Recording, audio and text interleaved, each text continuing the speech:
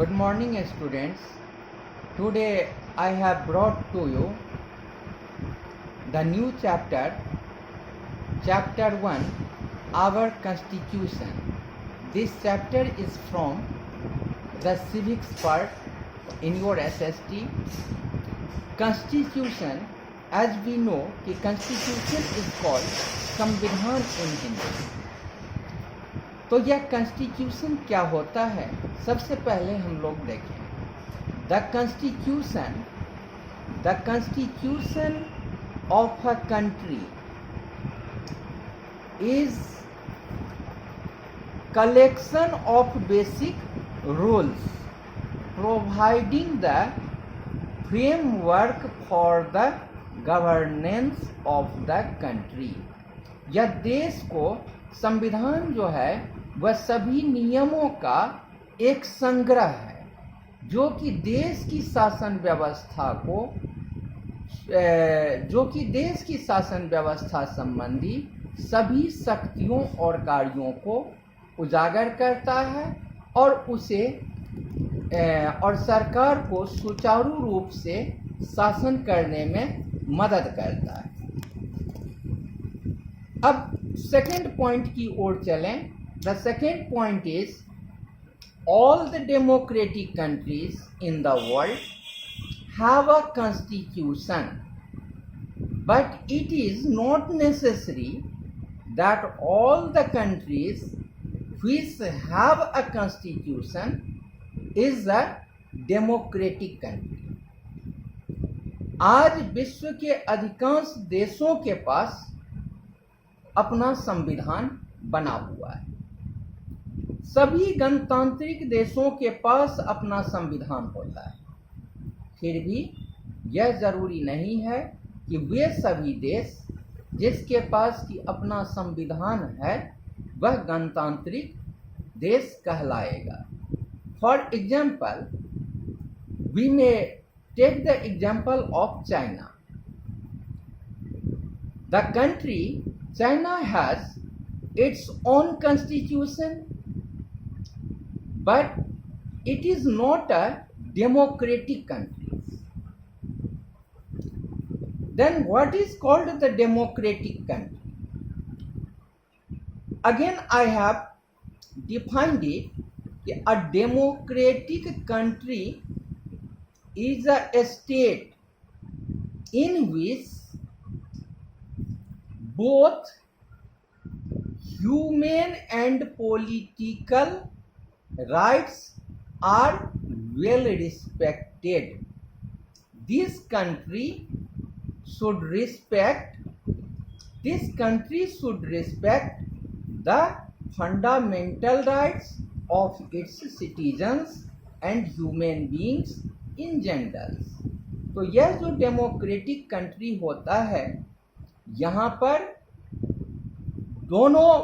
दोनों प्रकार के राइट्स को, चाहे वह पॉलिटिकल राइट्स हो, राजनीतिक अधिकार हो, या फिर किसी भी तरह का मानवीय अधिकार हो, दोनों को इम्पोर्टेंट समझा जाता है.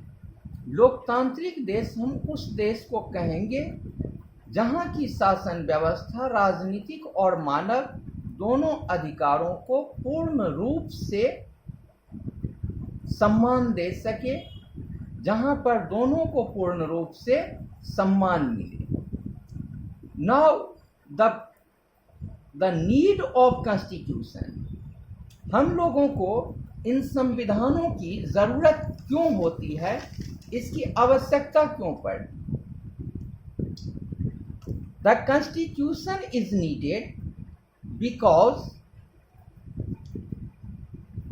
it develops trust and coordination between people of different kinds to live peacefully. इसकी आवश्यकता सबसे पहले इसलिए होती है कि यह लोगों के बीच में एक कोऑर्डिनेशन बना करके रखता है, आपसी सामंजस्य बना करके रखता है, जो कि उसे अपना लाइफ स्टाइल चलाने में शांति मिलती है. It highlights the structure of government, their composition and division of power. तो यह विभिन्न प्रकार के लोगों के बीच यह जो है सरकार की वह ढांचा कहलाती है. It highlights the structure of government, वह ढांचा कहलाती है. यह सरकार की ढांचा के निर्माण है या सरकार की व्यक्तियों को भी प्रकाशित करता है और उसके वर्गीकरण में भी यह सहायक सिद्ध होता है. अब थर्ड पॉइंट है कि it clearly tells us the limits on the power of the government. यह हमें बताता है कि सरकार के पास शक्ति का जो लिमिटेशन है उसको क्लियर करता है और साथ ही साथ गारंटीज देता है. And guarantees the rights of the people, और लोगों के अधिकारों की पूर्ण गारंटी देता है. अब हम लोग चलेंगे. फिफ्थ पॉइंट है कि a constitution provides a set of rules. Constitution में कई प्रकार के रूल्स हैं. रूल्स का एक संग्रह है.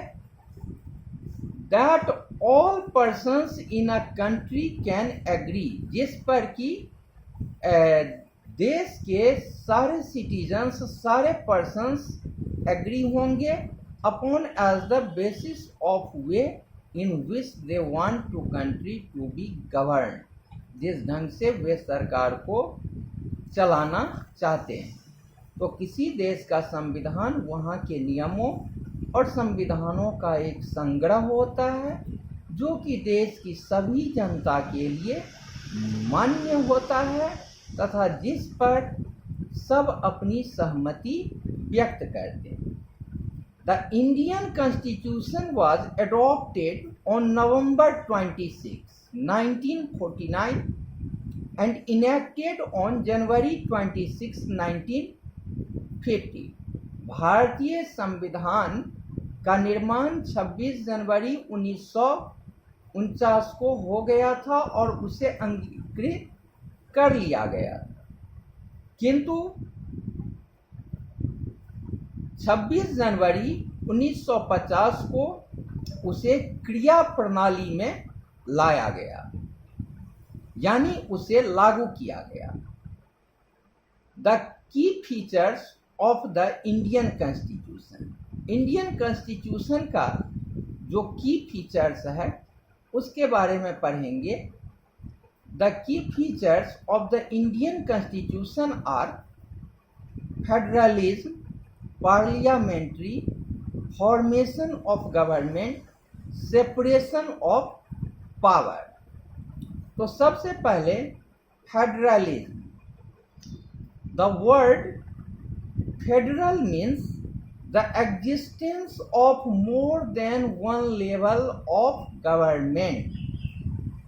इन India we have the Indian government at the centre and the state government is in the state. Panchayati Raj is the third level of the government which exercises their powers and functions according to the provisions of the constitution. Federalism अर्थात संघवाद जिसको हम लोग हिंदी में कहते हैं, तो संघवाद सरकार का वह रूप है जिसमें कि शक्ति का विभाजन आंशिक रूप से केंद्र और राज्य सरकारों के मध्य होता है.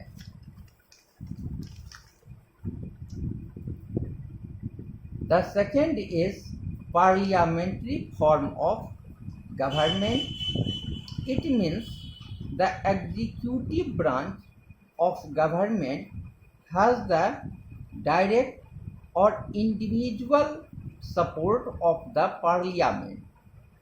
Here the prime minister is the head of the government, though the government is carried out in the name of the president at the center and the governors in the states.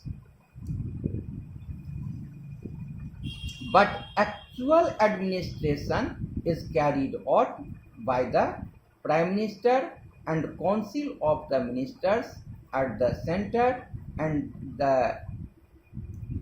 Chief Ministers. संसदीय सरकार शासन व्यवस्था की वह प्रणाली है जिसमें कार्यपालिका मंत्रिमंडल अपने कार्यों के लिए विधायिका यानी संसद के प्रति उत्तरदायी होती है। इस सरकार में मंत्रिमंडल का नेता प्रधानमंत्री होता है और समस्त कार्यपालक शक्तियां वास्तव में उसी के हाथ में होती है। इसमें देश का जो मुखिया होता है वह नाम मात्र का होता है। अब हम लोगों का थर्ड है सेपरेशन ऑफ पावर्स।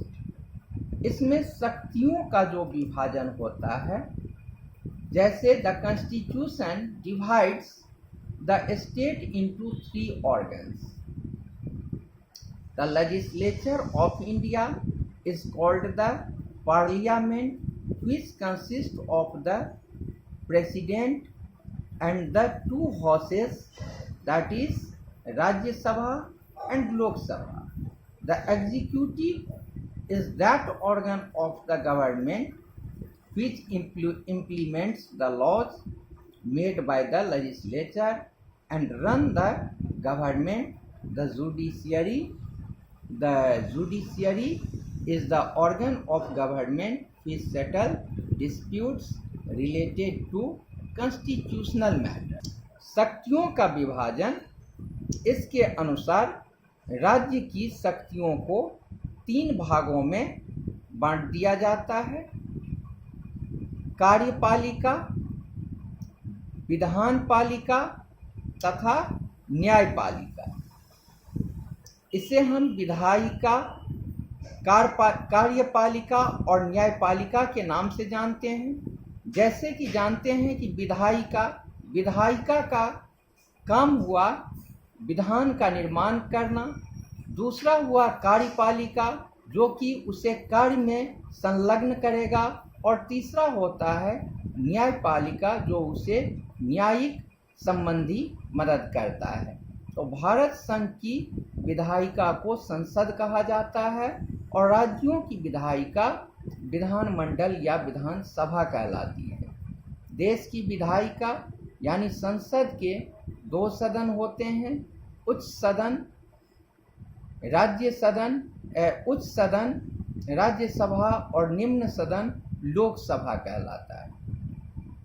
विधानपालिका या विधानमंडल सरकार के उस इकाई को कहा जाता है जिससे कानून बनाने और हटाने का अधिकार हो।